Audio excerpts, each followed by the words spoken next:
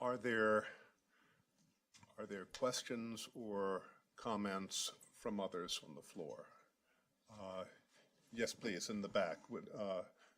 I know who you are, but would you identify yourself? My name is Don Kirk. I've spent a bit of time in South Korea. I'm kind of amazed by the praise that's heaped upon President Trump and the administration for what they've done about human rights in North Korea. Actually, as we know, he hasn't mentioned it as far as I know, except to ask about the Warmbier case in his last summit in Hanoi. What can be done to get President Trump to move on this issue, to say something? And is he afraid that this would disrupt the whole process, or is it worth disrupting the whole process of attempts at reconciliation? As I say, I'm really stunned by some of the comments I've heard in praise of President Trump, when actually my impression is he's done nothing. So lately, that is. So I wonder if you could comment on this. Thank you. Before a response from our panelists, maybe we could gather another question. Okay, one final question. Yes, please. And please also, again, identify yourself. I'm Peter Humphrey, an intel analyst and a former diplomat. I don't believe in giving security guarantees to mass murderers or people who just can abduct. That seems wrong to me, and yet this business of security guarantees keeps coming up over and over again. How do we get that off the table? Thank you. We just have a few minutes left, so I would invite our panelists to offer any comments to these questions or to these observations. Maybe starting with Scooter and moving along across, if you have any comments.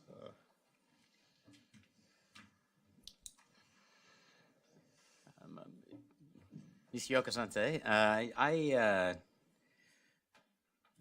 quite aware of Prime Minister Abe's tremendous skills as a diplomat. I don't think I would offer him advice on how to respond to this tricky situation of someone who has lied repeatedly, a regime and a history in the regime of lying so repeatedly. But I am sure that as they look across the table at each other, each will know what the truth is. Thank you. I would simply respond to the suggestions that this administration has done nothing and doesn't care about human rights, to testify to the fact that we're here today. I'm here today. The Vice President met with North Korean defectors on Monday. I think it's inaccurate and unfair, but as I said in my remarks, I would very earnestly ask Cindy and Fred and others to never stop commenting, criticizing when they believe it's necessary, to never hold back their voices, to never let us, quote unquote, off the hook. Pressure needs to be applied, I believe, externally to a host of sources. Obviously, the DPRK is first and foremost, but pressure needs to stay on us, on our administration, to ensure that we can proceed with negotiations on a critical national security issue. Let's not forget North Korea has nuclear weapons and the ability to deliver them to the United States. So this is not simply an aesthetic exercise. It's quite real and it's quite existential to us, and it does require some delicacy. But Cindy's not bound by that, and Fred's not bound by that. They're free citizens in a free country who have a right and duty to insist that their voices be heard at all times when they want them to be heard. Yeah, a couple of comments. First, I would hope, speaking on behalf of the Article 1 branch of our government, which considers itself to be separate and co-equal, the congressional voices on the importance of human rights, the importance of abductees, the importance of achieving justice for American citizens and others who have been unfairly held by, unjustly held by North Korea, that counts for something as an expression of where the U.S. government is on these issues and the central importance that we place as a government on respect for human rights, and on justice, on the rule of law, and the like. On the question of security guarantees, I guess I would offer that if you look at what we have tried to include in legislation, and legislation is a very, very blunt tool for calibrating policy well. But we have tried to include real, measurable, and concrete steps that we believe that Pyongyang would have to undertake if we are going to get to a final deal that address some of these core concerns about human rights. And I guess I would offer that were we to see Pyongyang undertake those actions, that would mark an essentially transformed regime that does respect the rights of its own people, and that would be an important turning point that would allow us to engage with them in ways that are fundamentally different than how we can or how we should today. Now, I won't comment here on my expectation that Pyongyang will ever take those steps under its current regime, but we have been very, very clear in laying down those markers and demanding those things in statute as actions that Pyongyang would have to undertake if we were ever to get to a peace deal that would be sustainable and enduring. I'll reiterate again from the congressional standpoint, I think it's pretty clear where Congress has come down in terms of human rights when it comes to North Korea, and there's various legislation that would show that. And then I know I'm among experts, so there's no need for me to give you a history lesson other than to say we all know that the question of North Korea takes in immensely complicated matters, very historical matters, and it is much more than one or two or even three countries when we really look at who would be ultimately affected by some of these decisions. And so it is a very delicate matter. That stated, of course, we stand united in saying that human rights must be a very large portion of that. But I will refrain from commenting directly towards the administration, considering that I work for a congressman and I probably should not speak on behalf of him, as much as to share that that Congress has definitely put their foot down and put their stake in the ground in terms of where they stand with the human rights question.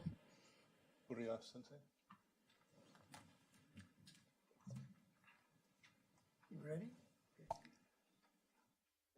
この人権問題についてのご質問ありましたけどね、私は日本とアメリカとは今一番いい関係にあると思います。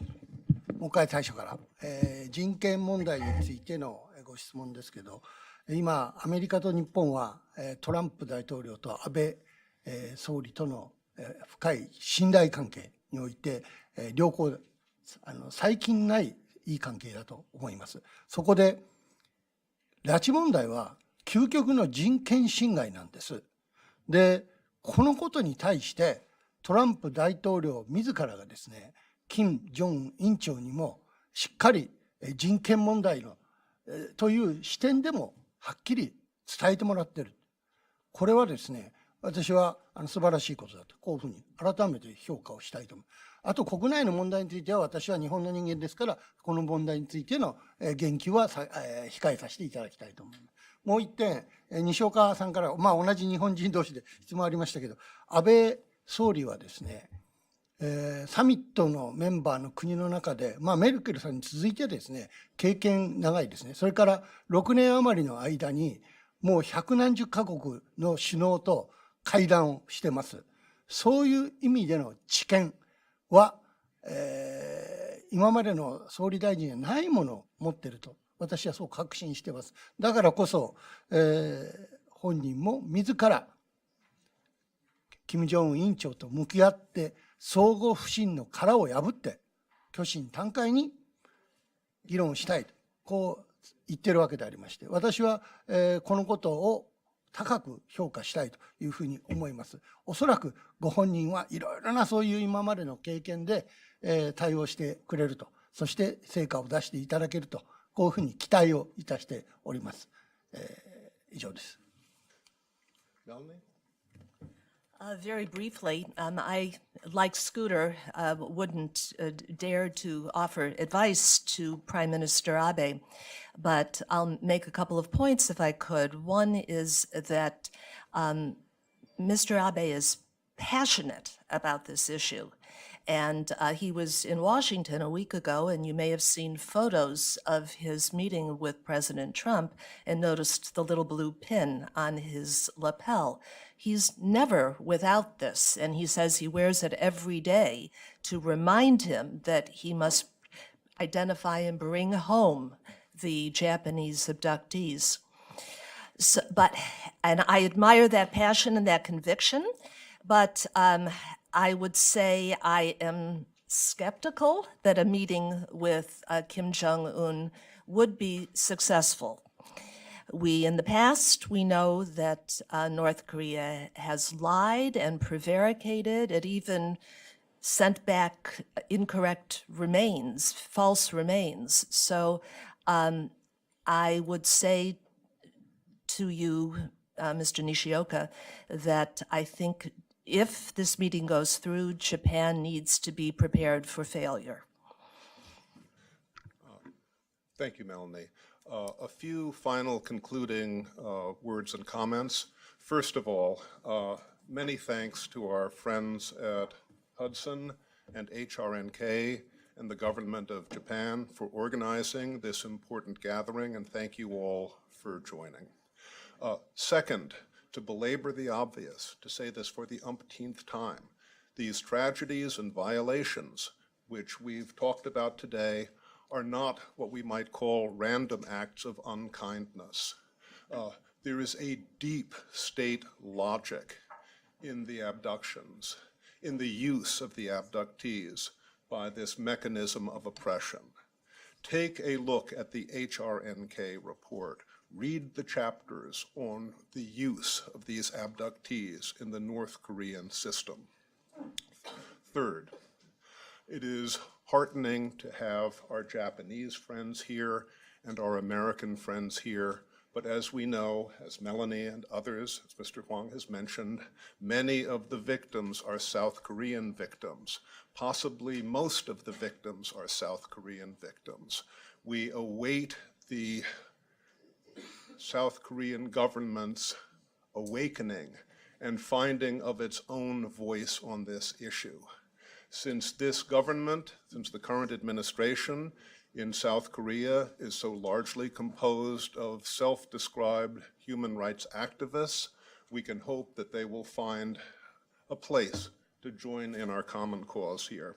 And finally, let me remind some of you that here in Little Washington, DC, this week is designated as North Korea Freedom Week. You can see how much work we have cut out for us ahead. Thank you all for coming. All the best. Congratulations.